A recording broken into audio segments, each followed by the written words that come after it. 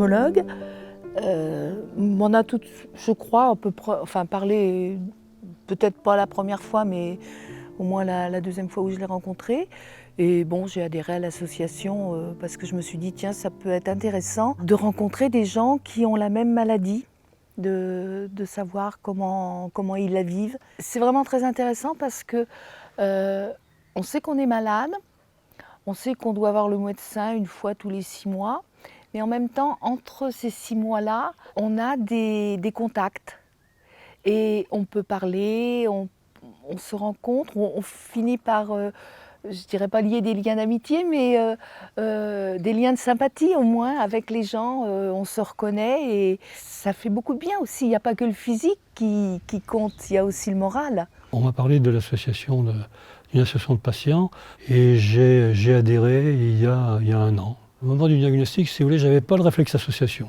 J'ai échangé avec des membres de cette association, quelques messages dans lesquels je leur disais qu'effectivement j'étais rentré dans cette étude comparative des 2 médicaments et que je leur donnerais les résultats jusqu'à ce que je découvre que le président de l'association est extrêmement actif dans cette étude et auprès du docteur Blanchard.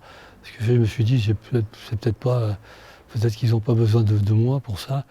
Mais par contre, ça m'a permis de voir qu'il y avait des gens qui étaient extrêmement atteints, étaient en correspondance avec des gens qui parlaient de transplantation.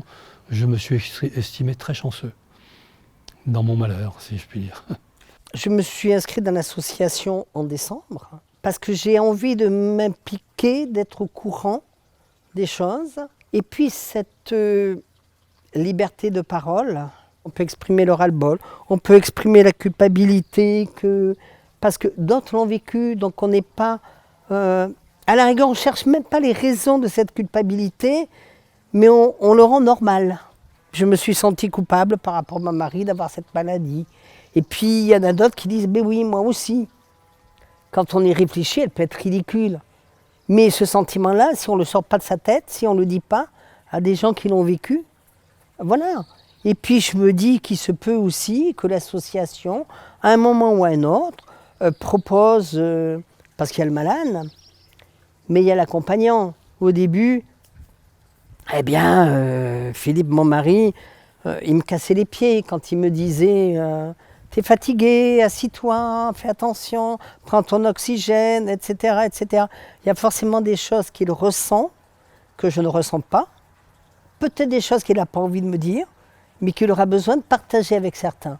Et dans cette association, je sais que ça sera possible. Le message, peut-être, c'est de dire il ne faut pas rester seul. Il faut rencontrer du monde, donc du monde de l'association, parce que ce sont des gens qui sont comme nous, qui sont malades à des degrés divers. Et c'est important de pouvoir converser et échanger. Et puis, essayer de vivre bien, le mieux possible, avec ce qui nous entoure. Oui, il faut garder un certain optimisme, quoi, et confiance dans les progrès de la médecine, quoi.